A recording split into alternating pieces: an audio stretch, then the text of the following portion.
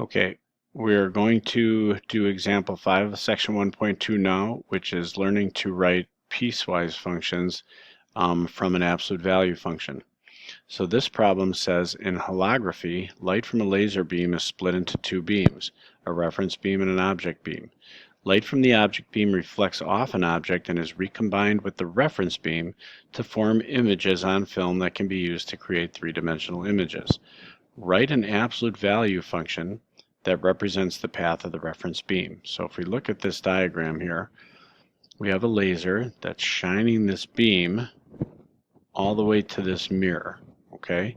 Which then the mirror reflects that beam into this reference beam. The reference beam continues there, okay? Now, we basically, what they're asking us for is the equation of this graph, this absolute value function. Now remember from section 1.1 that absolute value functions are V-shaped, right? And usually the absolute value function has its vertex at the origin. This one, however, is moved over 5 units to the right and 8 units up. So to write this equation, I know that this function has been moved 5 to the right, so I go minus 5 and then up 8. Okay. Now the thing I can't tell is how steep this is. What is the slope, right?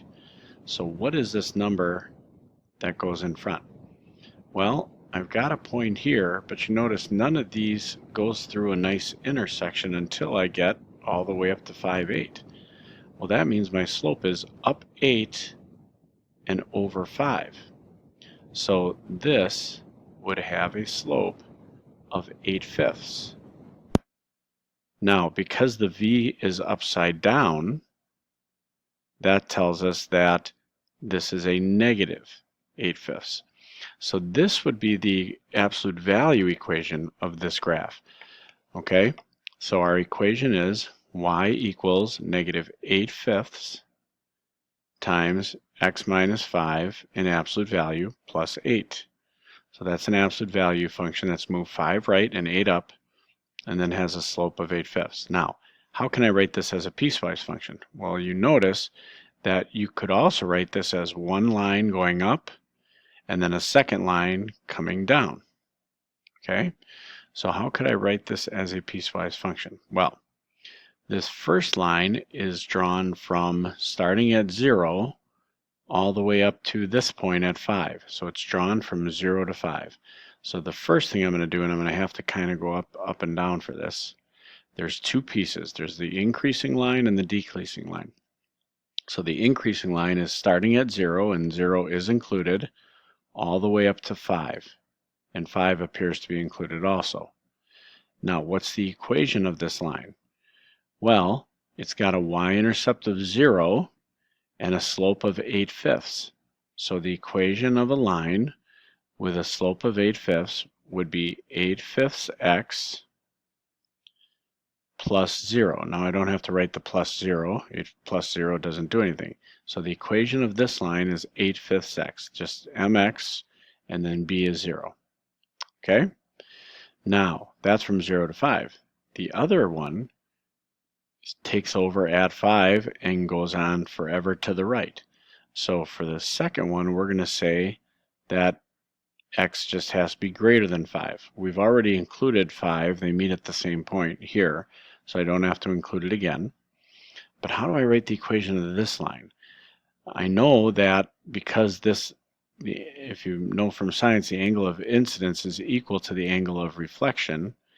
This slope is going to also be 8/5, but because it's coming down, this will have a slope of negative 8/5. Okay? Question is, what's the y-intercept? Well, if I kind of extrapolated backwards, this is coming up 8 over 5. This would come up 8 and back 5 this way. You could rationalize that it would cross, since this is 8 below, this would go up 8. It would be up at 16. So we could say that the equation is negative 8/5 x, because now it's going down with a slope of 8/5, and it would cross the y-axis at 16. And that could be your piecewise function. Another way of doing this one, by the way, is to do a point-slope form instead of slope-intercept form. So instead of going mx plus b, we could do a point-slope form, which is similar to what we did here. We could say we know the equation is y equals, we know the slope is negative 8/5, and then do the same thing you did here. Shift it 5 to the right and 8 up, because we're not sure where the y-intercept is, but we do know it goes through this point 5, 8. So what I can do is I can say, oh, I can just move this 5 to the right and 8 up. That would be another acceptable equation for this line. Now, it's the same equation. We can tell if we use the distributive property, I multiply negative 8/5, I get negative 8/5 times x, and then a negative times a negative is a positive. 8/5 times 5, the 5's will cancel, so I'll just get 8 plus 8. So there you see it, it's negative 8/5 x, and then 8 plus 8 gives us that 16 the same way. So a little tricky there, but something to think about also. So if you can't tell where the y-intercept is, you can just use a transformation of how far right or left did it go and how far up or down, and you have your piecewise function.